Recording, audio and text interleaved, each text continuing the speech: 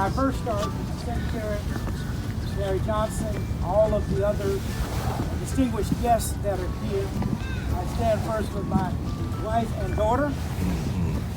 And much comes to mind as we stand here. The first thing I want to do is to thank Mr. Harry Johnson Foundation and Alpha Phi Alpha fraternity, because if it had not been for this great organization that my father happened to have been a member of, this memorial would not be here.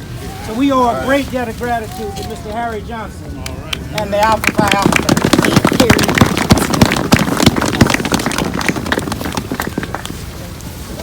Very briefly, and in just a minute I want my daughter just to have a word just to lead us in a chant. But we must evaluate where we are 50 years. 50 years ago, Martin Luther King Jr. was assassinated.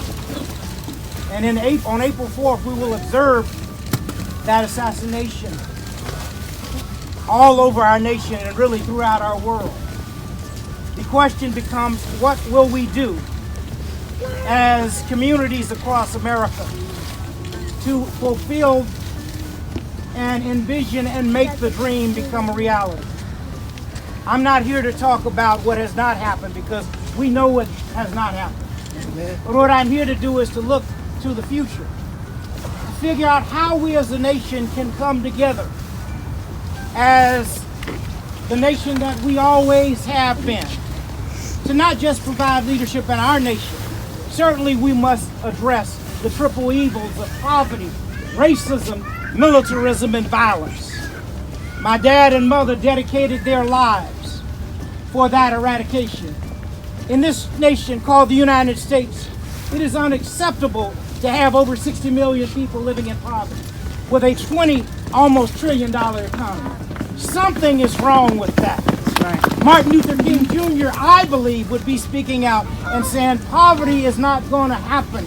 We're going to do something about it. As you know, he was killed as he was mobilizing for the Poor People's Campaign in 1968. And he was talking about a living wage then, and we're still debating the minimum wage. Well, I could go on, but I'm not going to. I just want to, and first of all, it's cold. You've been here for a while.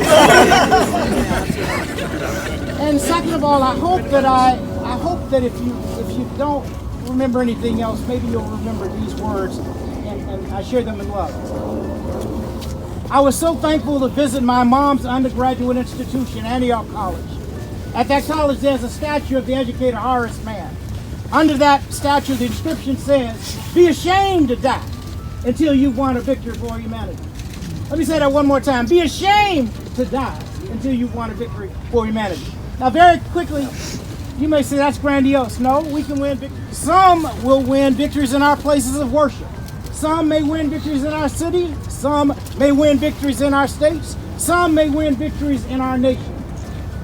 What others may even win victories in our world. Those words basically mean be ashamed to die until you've done a little something to make the world in which we all must live a little better than it was when you arrived.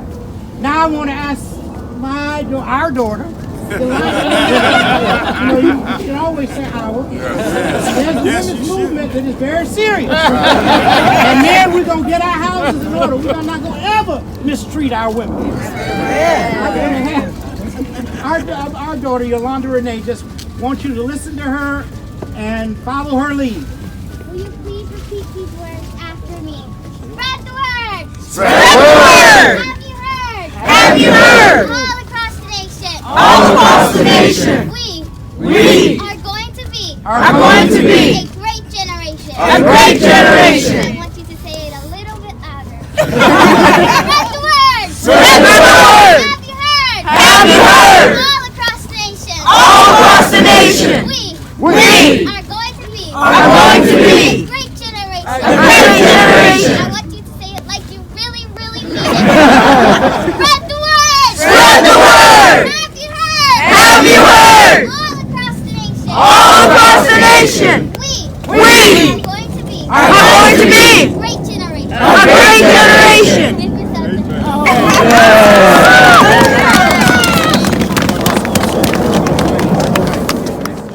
Before beginning our final prayer by Reverend Dr. E. Gail Anderson. By thy might led us from enslavement to emancipation, from the back of the bus to the front of the bus, from slave ships named Amazing Grace to vacation cruises on the liberty of the seas, from broken promises to victorious encounters, and from unbelief to your awesome wonders in our lives. For this we say thank you.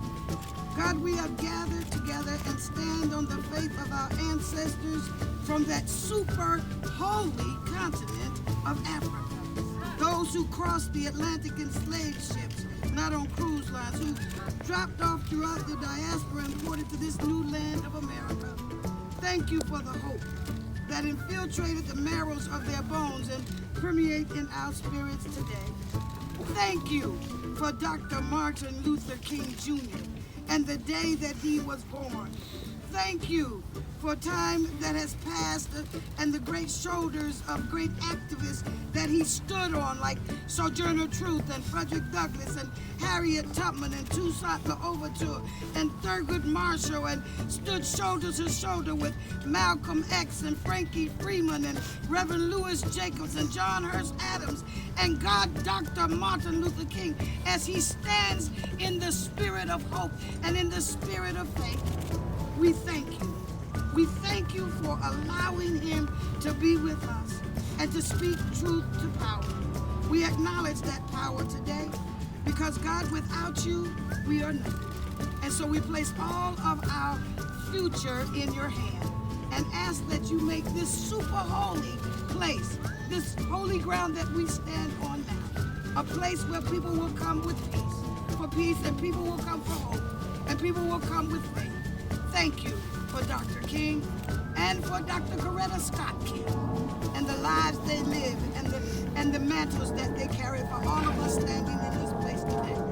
And God, as we leave this place, we never leave your presence. Thank you for all that have gathered. And thank you for keeping us through this cold that we didn't freeze to death. We praise you and we thank you for my grandson who's able to be here today, Axel, to stand in awe of this great stone and this great mountain of hope today. We praise your name today. And we thank you for Harry, and thank you for the interior, for providing heat on next year. In Jesus' name we pray. All of God's children said, amen. And let us thank all of our program participants. Please give them a round of applause. And then let's thank each other for coming out on this day of reflection of Dr. King's birth today. And now we would ask the choir, everybody, let's sing We Shall Overcome. When the choir cue us up, we shall overcome.